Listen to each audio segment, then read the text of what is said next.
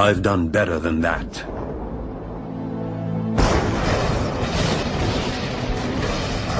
You'd think you'd know his name. Every time you switch on a light or turn on your radio, his contributions are as far-reaching as those of Albert Einstein, Isaac Newton, or even his nemesis, Tom Edison. This mysterious, tall, dark Serbian invented alternating current, wireless communication, the modern electric motor, basic laser and radar technology, X-rays, neon, robotics, remote control and cellular technology, and even Star Wars tactical warfare, all over 100 years ago. Yet today, who's ever heard of Nikola Tesla? How could history overlook such an incredible legacy? During his last moments on Earth, he no doubt asked himself the same question. Lying in a forgotten hotel room, alone and penniless, now 86 years of age. This is where our story begins.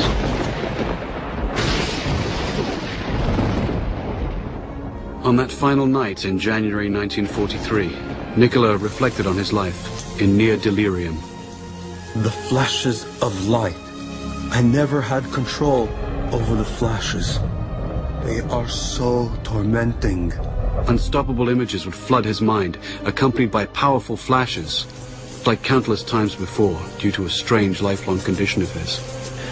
When the word was spoken to me, the image of the object would appear vividly.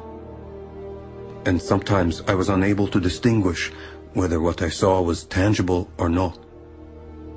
This caused me great discomfort and anxiety. In the murky light of the hotel room, he'd speak with ghosts from his past.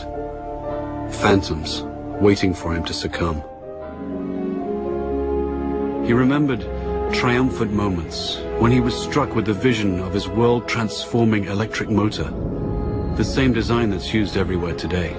Like a flash of lightning, in an instant the truth was revealed.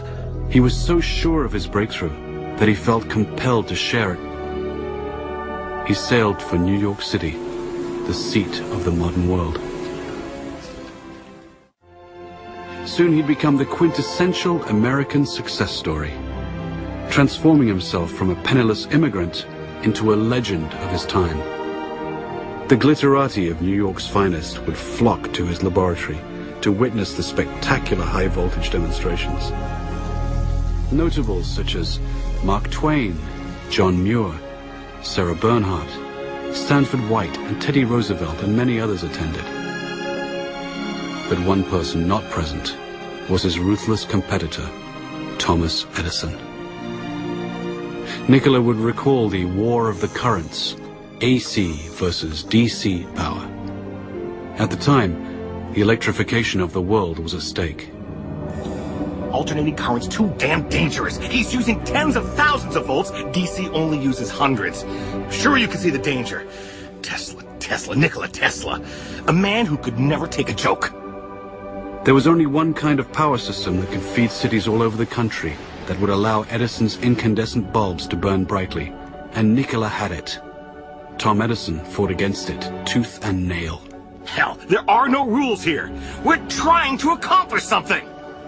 The bitter Edison would even resort to electrocuting stray animals, including a rogue elephant, to incite public fear of Tesla's AC system. But Tesla would ultimately triumph over Edison by electrifying the Chicago World's Fair in 1893. It was a smashing success. Then, he and partner George Westinghouse created the world's first hydroelectric system at Niagara Falls. It was an incredible gamble at the time, and no one was sure it would work, except Tesla, the man of the hour. Nicola was now at the peak of his glory. He took to wearing formal clothes and wearing white gloves when starting experiments. He was a mystic who wrote and recited poetry and could speak 6 languages, yet he couldn't help his idiosyncrasies. People had no idea that he battled hallucinogenic episodes daily. I have seen all the air around me filled with tongues of living flame. Their intensity, instead of diminishing, increased with time. He was also described as a maniac for cleanliness and would avoid handshakes and fought an array of deep-seated phobias and compulsions. All repeated acts or operations I performed had to be divisible by 3, and if I missed, I felt impelled to do it all over again, even if it took hours. He learned to control his runaway mind with supreme discipline. Tesla's unquenchable fire drove him onward. Nicola would soon engage the biggest fish in the pond while undertaking his greatest venture, Wardenclyffe. This fantastic structure was the very culmination of Tesla's vision to create a worldwide communication system for sending sound and pictures. The primary goal was to beat Marconi for the honor of delivering the world's first transatlantic wireless signal.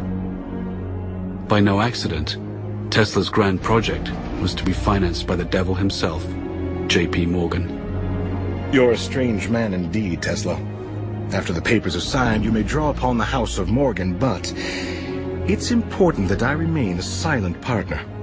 You do understand what that means, don't you, Mr. Tesla? But Nicola had a secret. The system could also electrify the world.